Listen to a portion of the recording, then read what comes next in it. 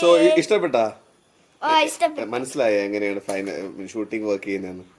How was India? Nice? Nice, good. What happened?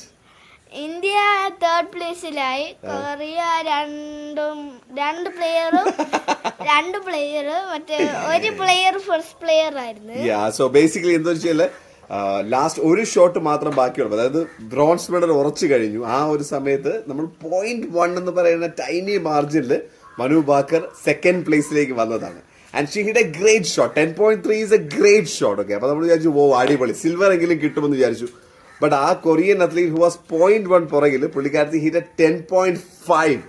So basically 0.1 എന്നൊരു ഇതിൽ bronze medal. But great effort Manu Bhaker. So proud of you, congratulations. അങ്ങനെ ഇന്ത്യയുടെ ഒളിമ്പിക്സിലെ ആദ്യത്തെ medal കിട്ടിയിട്ടുണ്ട്.